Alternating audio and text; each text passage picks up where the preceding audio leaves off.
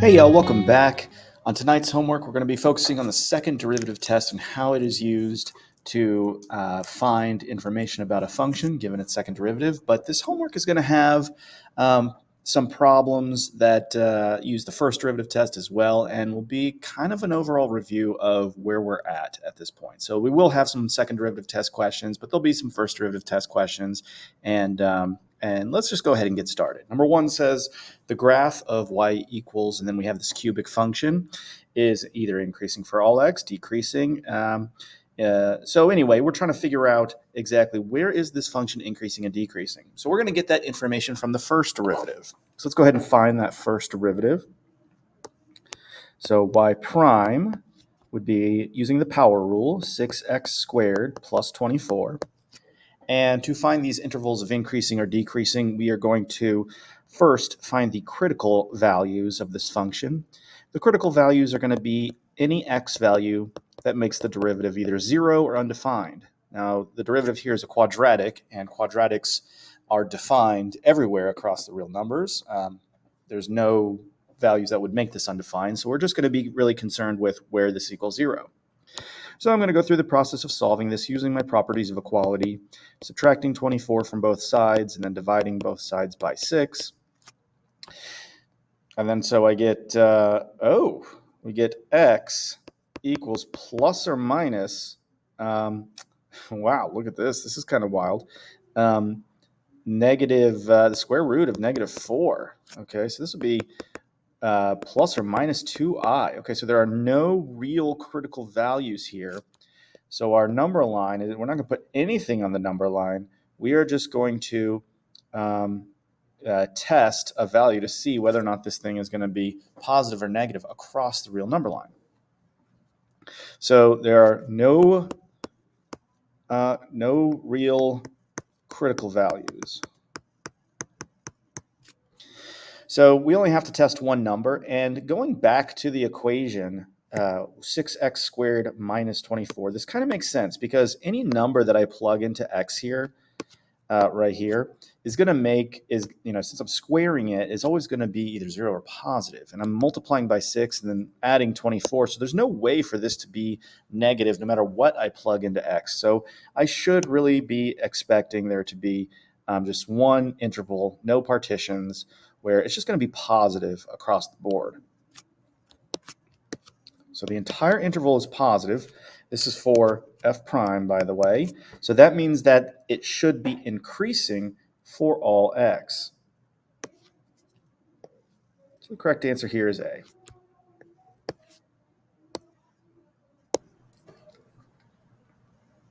Number 2 says use the graph of f prime. So just to be clear, this is the graph of f prime, not of f. A says for what values of x on the given interval is f of x increasing? So if we're looking for where f is increasing, that's going to occur anytime f prime is positive. So if I look at my graph, I'm looking, and since this is the graph of f prime, it is going to be positive anytime your graph is above the x-axis. So these are going to, you can sort of visually see the intervals here that I've highlighted in green. And so our two intervals are going to be between -3 and 0 and 2 and 4. As far as the justification is concerned, this really, what I've already written up here, really is the justification. We can say that these two intervals are intervals where f of x is increasing because f prime is positive. B says, for what values of x does f have a relative maximum? So a relative maximum is going to occur anytime the slope of a function f changes from being positive to negative. So our justification is pretty much just that. I'm going to just go ahead and write the justification first because you kind of need to understand what we're looking for. So we're going to say that so f prime, or the slope of f, it needs to go from being positive to negative. Okay, so if I look over here at the graph of f prime of x, I'm looking for where it changes from positive to negative. And we can see that's happening right here at 0. Okay, so that's going to be a relative maximum on f. And that appears to be the only location here. So we really just have one at 0. Okay, because f prime is going from positive to negative. The graph of f of x, would look something like this, with a positive slope followed by a negative slope.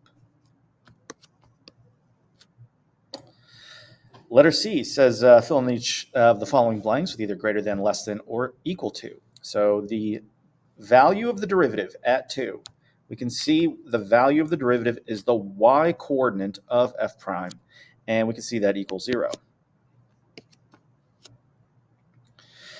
F double prime of 2. Okay, so this is I'll make a little note here, the slope of f prime. So I'm looking at f prime where x is 2, and I can see right here that the slope is positive. So this is going to be greater than 0. F prime of 2. So we really have to be careful. Are we talking about f prime or f double prime? Here we're talking about f prime of 3. So we're just looking for the value when x is 3. We can see that right up here, and we can see that that value is positive. So we're going to say this is greater than 0. F double prime, again, that's talking about the slope of f prime.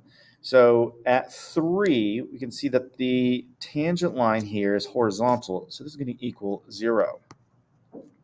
Okay, back when we did 2, we can see like right here the slope is positive. Draw a little green line there. Yeah, my greens and reds kind of are meaning different things here, aren't they? I can see that getting a little confusing. Maybe I'll just stick to black when we're talking about slope.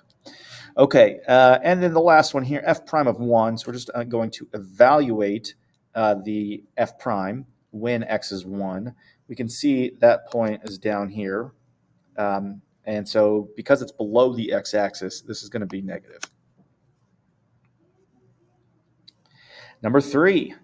Looks like we're doing a little differentiation here, a little chain rule. I don't want you to forget about the chain rule. That is definitely going to be on our test in about a week or so.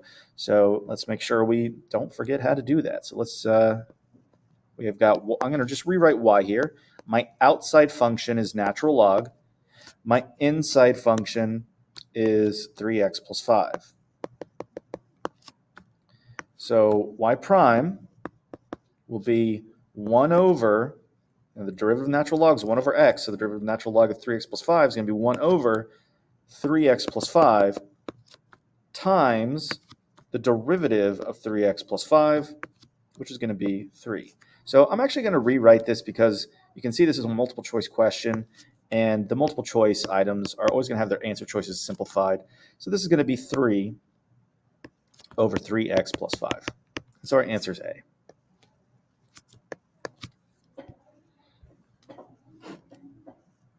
Oh, wait a minute. Let's back this up here. Our answer is not A. That is y prime. This is asking for y double prime. So now we've got to differentiate this fun thing. So I'm actually going to rewrite this temporarily. This one's a little trickier. You know what? I am going to take that back. I'm not going to rewrite it. I'm going to use the quotient rule. Ooh, it's been a little while since we used that to find y double prime. Okay, so just a little reminder, if you want to differentiate something where you have a fraction here, the quotient rule, it's going to be the derivative of the top times the bottom minus the top times the derivative of the bottom divided by the bottom squared. So we're going to do that here, where my top is 3, the derivative of that is 0, the bottom is 3x plus 5, and the derivative of that is 3. So this is going to be our little guide here. So y double prime is going to be the derivative of t, which is 0, times the bottom minus the top, which is 3, times the derivative of the bottom, which is actually also 3, all divided by the bottom squared. So this is our setup, and all we need to do is just simplify this a little bit. We can see on that first term in the numerator, we've got 0 times something, so that is just going to equal 0. So we have 0 minus 9, y double prime is going to be negative 9 over 3x plus 5 squared.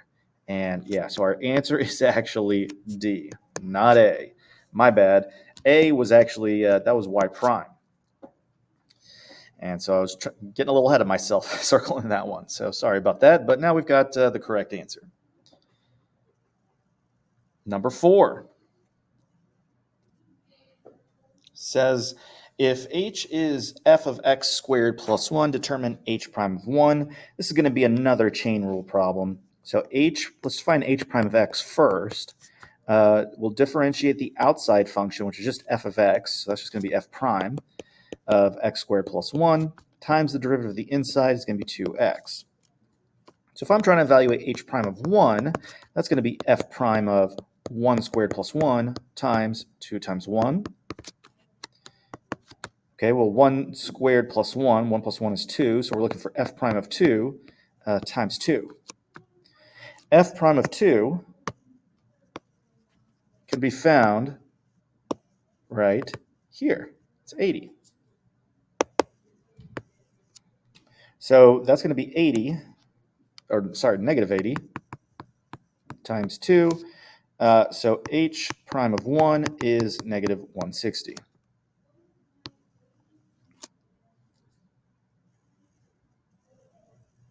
Number 5. Ooh, we got a quite the quartic going here. And it's saying, describe the concavity of f of x, and on what intervals is it concave up or concave down? Now we can, just at a glance, see kind of where it's concave up and concave down. We're not going to be able to say, certainly where the intervals begin and end, but just generally speaking, it's going to be concave up here to, it looks like about -3. We'll figure out exactly where in a minute, but I just want to give you a good idea of what we're expecting the answers to look like.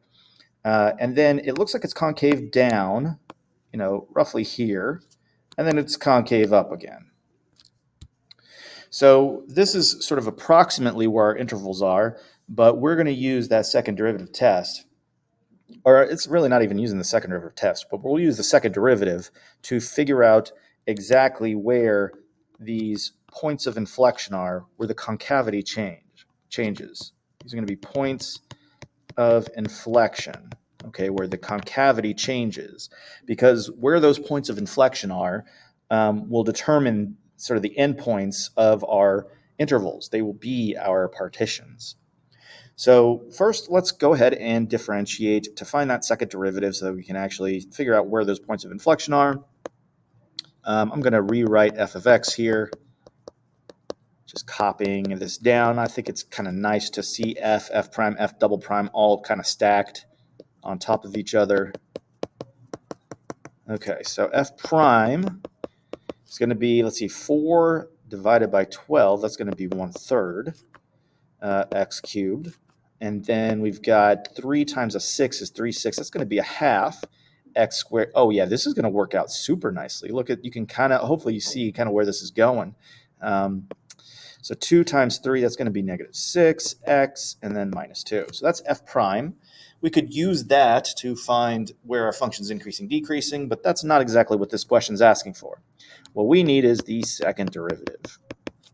3 times 1/3 is just 1, so we get x squared, plus 2 times 1/2 is 1 again, and then -6.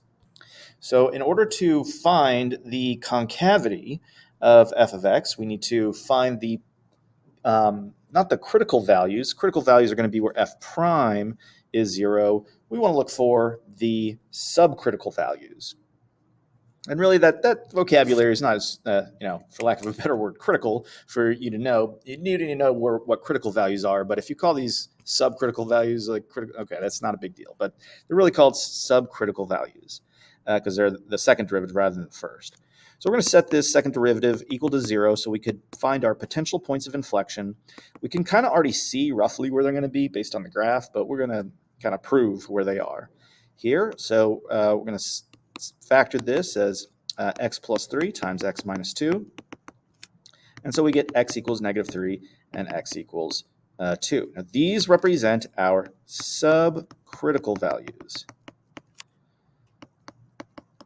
All right, that is not really our answer, but we're going to need those for a little number line chart that we're going to create.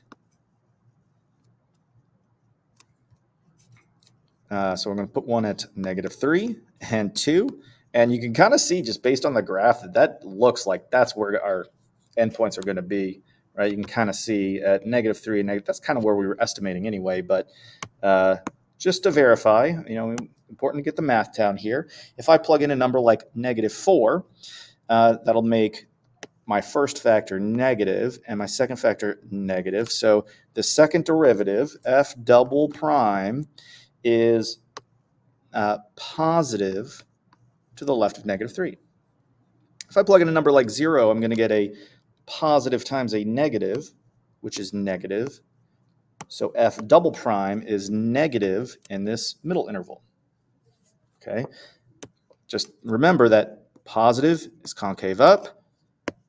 And the second derivative is negative, it's concave down. And then in our last interval, if we plug in a number like 10, we get a positive times a positive, which is positive. So we have another interval where the function is concave up.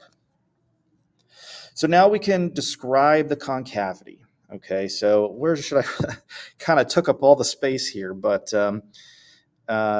here, I'll put it, what I'll do here is I'll make myself a little answer box. Maybe I'll do it in blue just so it's a little bit easier to see here down below. Okay, so here's where I'm going to actually state my answer, which is that on the intervals negative infinity to negative 3 and oh gosh, I'm not going to have enough space here. Oh, you know what I could do here? Okay, so sorry, I'm kind of figuring this out as I go along. I'm just going to zoom in here so I can write a lot smaller. So yeah, so we'll say it's concave up, and I'm trying to be as brief as possible so I can fit my answer on here, between negative infinity, negative 3, and 2 to infinity. And it's concave down in between negative 3 and 2. And looking back at the graph, that pretty much matches up with our estimate, right? This point right here at negative 3 is a point of inflection, and we have another point of inflection at 2. The points of inflection are where the sign of f double prime changes. These represent the points where the concavity changes. Okay, there's number 5 for you. Number 6, the graph of f. We've got this 6th degree polynomial has inflection points where? So inflection points, again, are going to occur when you have a sign change on the second derivative.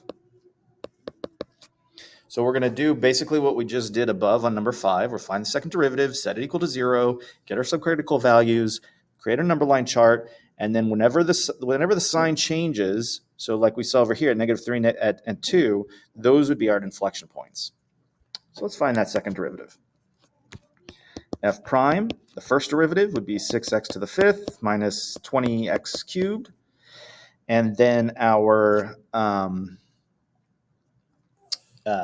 second derivative would be 30x to the 4th minus 60x squared. We're going to set that equal to 0 to find our subcritical values. This one we can just factor a GCF of 30x squared.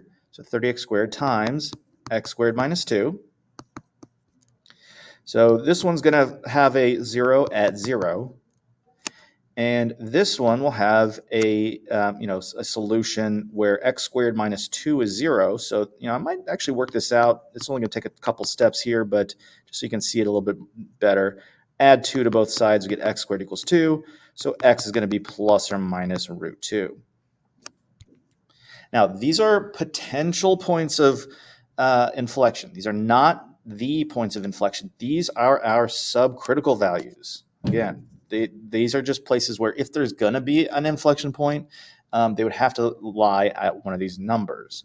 But it's only an inflection point if the sign changes, which is why we got to construct this sign chart and just check to make sure the sign's actually changing. Okay, so if we plug in a number like -10 into this function here, I always like using the factored version because, it's just, I don't know, it's easier to do in your head, I guess. Now, if I'm squaring x in this first factor right here, that's always going to be positive. So I'm going to just ignore that factor when I'm trying to do this sign check. Because if I multiply by a positive number, that's never going to change the sign. So I'm really only going to focus on this second factor, x squared minus 2. And if I plug in a number like -10, that's going to be positive. If I plug in a number like -1, okay, -1 squared is 1, 1 minus 2 is negative. If I plug in a number like 1, that's in between 0 and √2, 1 squared minus 2 is negative again. And then if I plug in a number like 10, 10 squared minus 2 is going to be positive. So I have two sign changes. I've got a sign change here. Okay, this is a sign change. I do not, so we're going to have an inflection point there. There's no sign change here, no sign change. Right, so there's not going to be an inflection point there. And then from at √2, I do have a sign change. So I'm going to have an inflection point there. So these two are the only inflection points.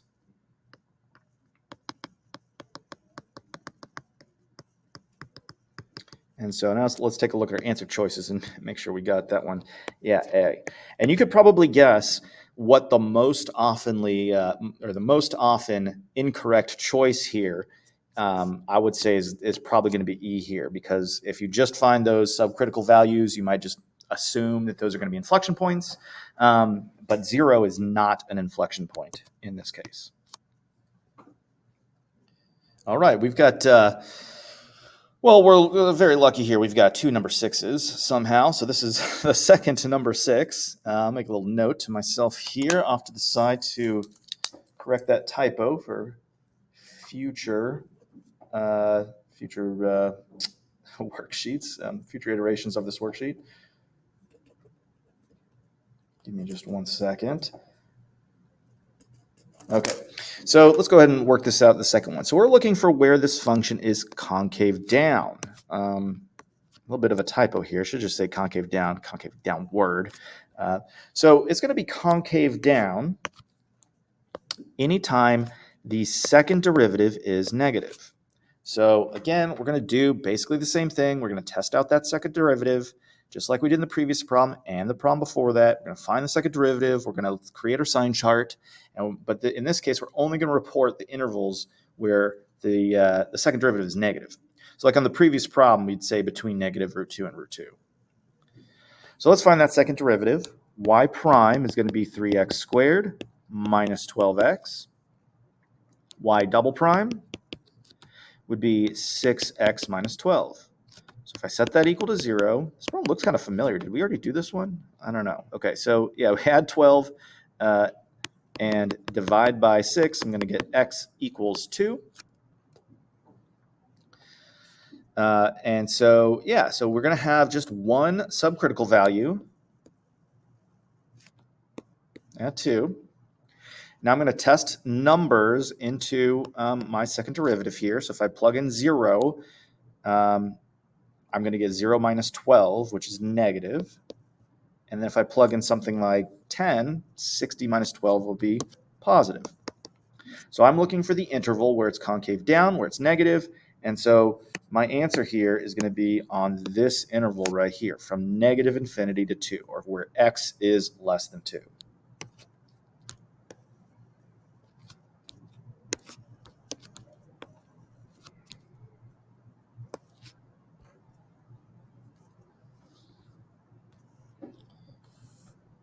Number 7. if f is a function defined by this 7th degree polynomial, what are the x coordinates of the points of inflection? Okay, at this point, you should know what we're going to do to solve this. We're going to find the second derivative. We're going to set it equal to 0 to find the subcritical values. And then we are going to find the points of inflection by checking the signs and looking for those sign changes. So let's get started. Set the first derivative. Let's see, 7 times 5/7 is just going to be 5, so that works out pretty nicely. Plus 24x to the 5th, plus 30x to the 4th, plus 1. F double prime would be 30x to the 5th, plus 24 times 5. It's going to be 10 and 12, 120, so 120x to the 4th, plus 120x to the 3rd. That's interesting. Yeah, okay, wow. Okay, there's our second derivative. Luckily, though, we do have a nice little GCF here, so that when we go to solve this, we're going to set this equal to 0. Let's just go ahead and do that first. I'm looking for a GCF here, and I have one. 30x cubed is going to be my GCF. So I'm going to factor out that 30x cubed, which will leave me with x squared plus 4x plus 4. That can be factored a little further as x plus 2 times x plus 2. Okay, so actually we get a subcritical point at x equals 0, and both of these are going to have the same solution here, x equals -2.